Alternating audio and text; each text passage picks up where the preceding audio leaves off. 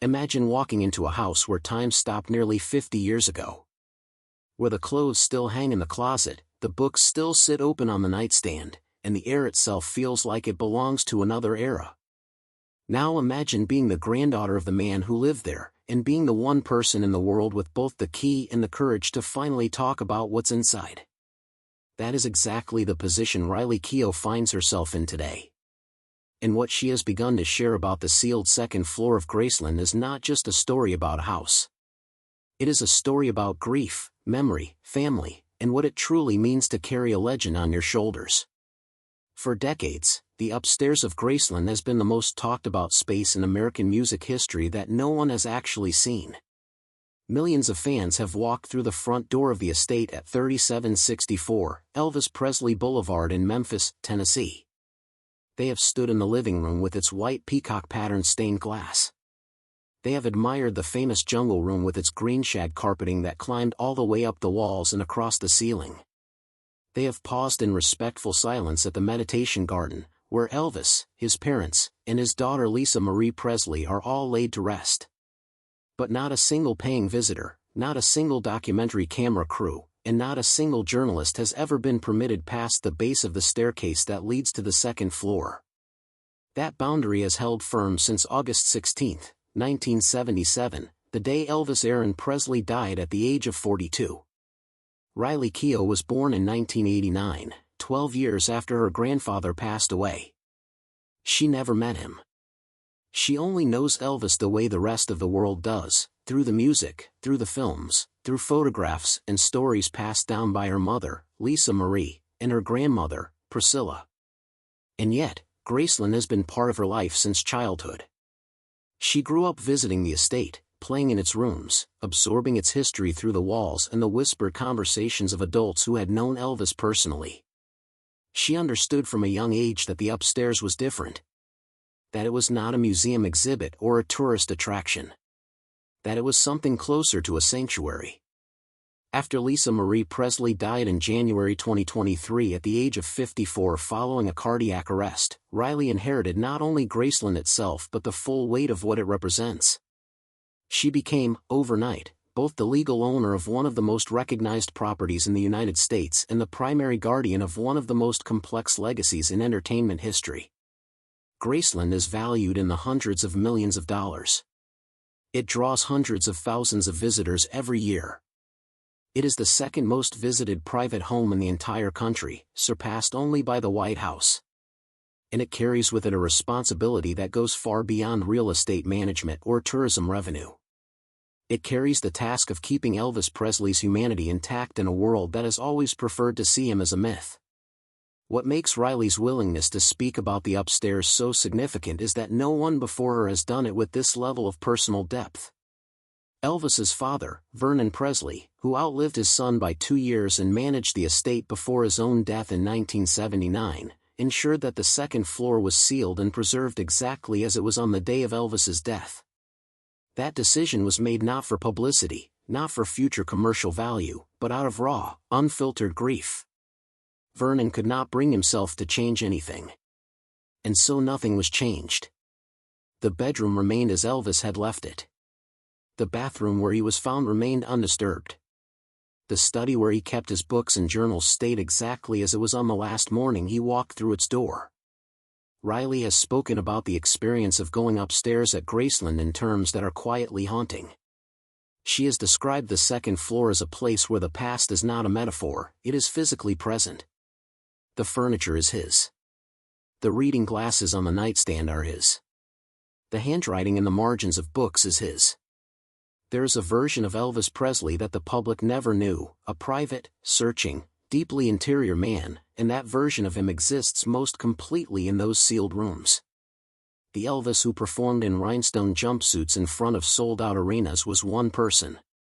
The Elvis who sat alone in a small study reading books on theology, numerology, and Eastern philosophy late into the night was another. Riley has come to understand that both of those people were real, and that the world has only ever been given access to one of them. Elvis's intellectual and spiritual life has always been under-discussed relative to his musical legacy. He was a voracious reader, something that surprises people who know him primarily through his showmanship. He was deeply interested in religion and spirituality, not in a casual way but in a consuming, obsessive way. He studied the Bible intensively and annotated his personal copies extensively. He read books on comparative religion, on meditation, on numerology, and on what people in the 1970s called the New Age movement. He was particularly drawn to the book The Impersonal Life by Joseph Benner, which he gave out to friends and associates so frequently that it became something of a calling card. These interests were not a phase or a quirk. They were central to who he was. And many of the books, notes, and personal writings that reflect this inner life are still upstairs at Graceland, in the study Riley has described with such care. One of the most moving things Riley has conveyed is the sense that Elvis was a man in search of peace who never quite found it. Fame came to him when he was barely an adult, transforming his life with a speed and totality that left little room for the kind of ordinary self-discovery most people take for granted. By his mid-30s, he had already lived several lifetimes' worth of public experience. He had recorded more than 600 songs. He had made 33 films. He had performed for hundreds of thousands of people and had been mobbed, screamed at, worshipped, and analyzed with an intensity that would test the sanity of anyone. By the time the 1970s arrived, he had retreated significantly from public life. He was performing in Las Vegas residencies rather than touring broadly. He was spending long stretches of time at Graceland, rarely venturing out. The house became his world. And the upstairs of that house became the most private corner of that world. Graceland itself was purchased by Elvis in March of 1957, when he was 22 years old and already one of the most famous young men in America. He paid what was then a significant sum for the property and immediately set about making it his own. Over the following 2 decades, the house was renovated, expanded, and decorated in ways that reflected Elvis's personality with total frankness, bold, colorful, occasionally eccentric, and entirely unconcerned with what anyone else might think. The yellow and green television room with its 3 television sets mounted in the wall, which Elvis reportedly installed after seeing that President Lyndon Johnson watched multiple channels simultaneously, is one of the stranger and more charming rooms in the house. The jungle room, added in the late 1960s after Elvis reportedly furnished it himself in less than 30 minutes on an impulsive shopping trip, is another. These spaces tell you something true about the man. He had strong instincts, he acted on them immediately, and he was not easily embarrassed by his own tastes. The jungle room holds a particular place in the Graceland story because it was also a recording studio. In the final years of his life, Elvis worked there with producer Felton Jarvis on what would become some of his last recordings.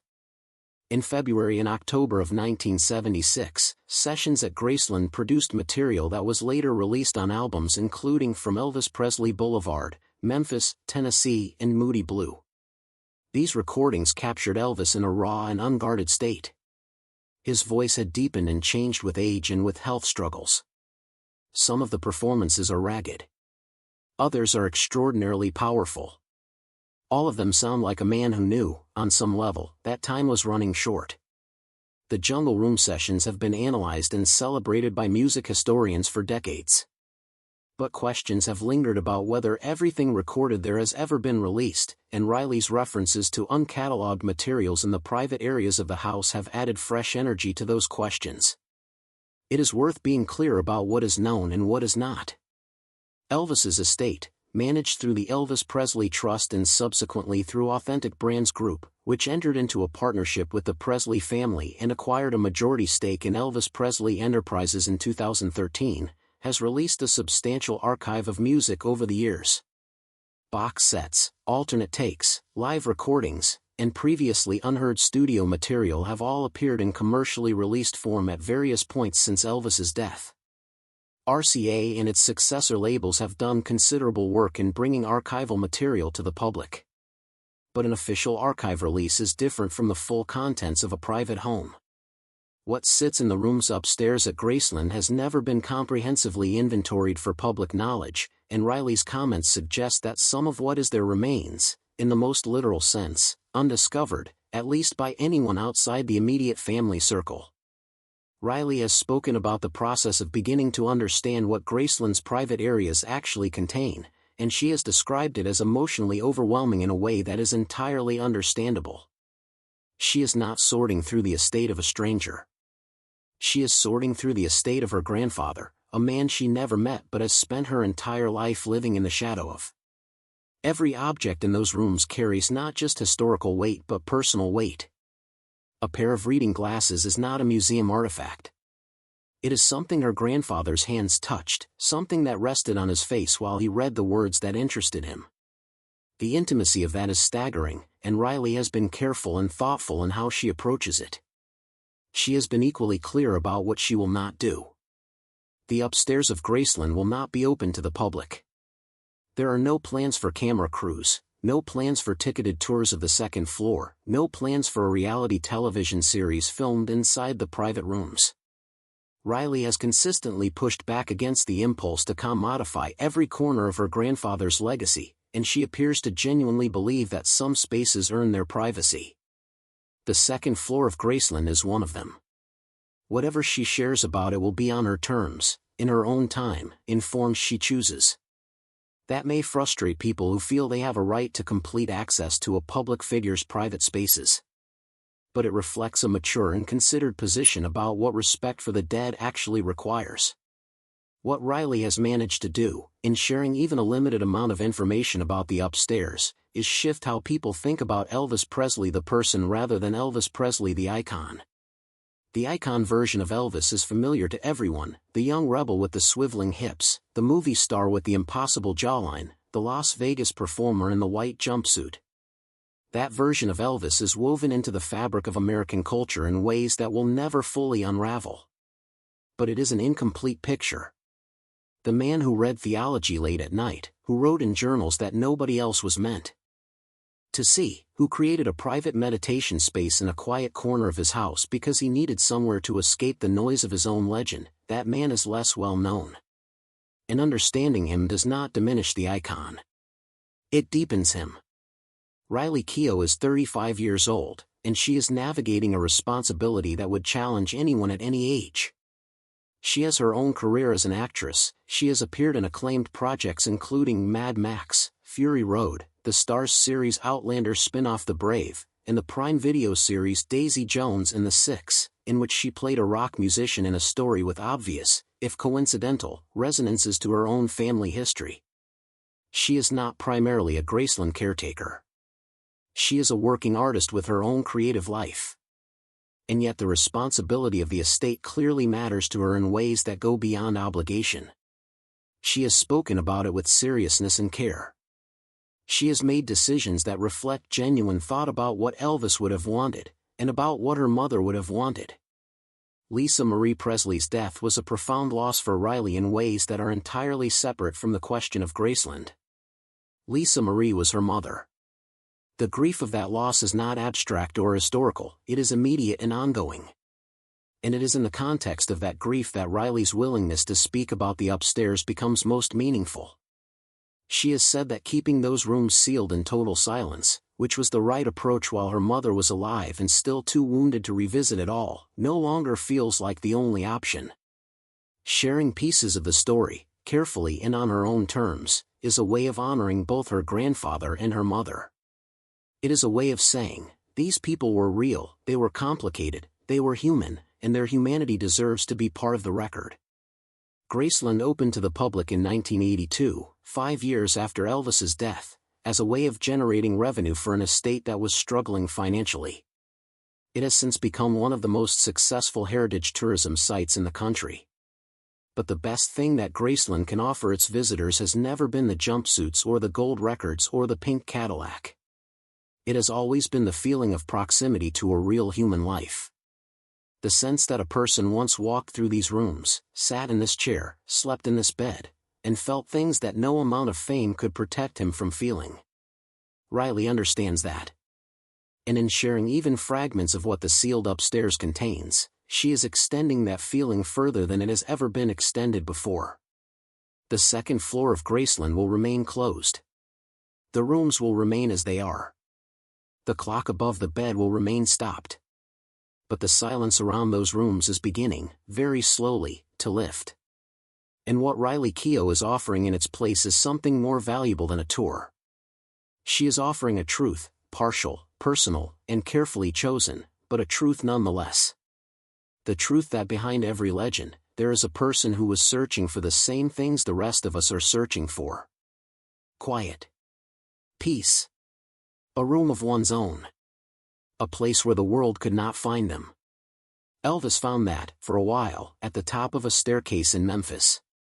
And his granddaughter is making sure that the world finally begins to understand what that meant.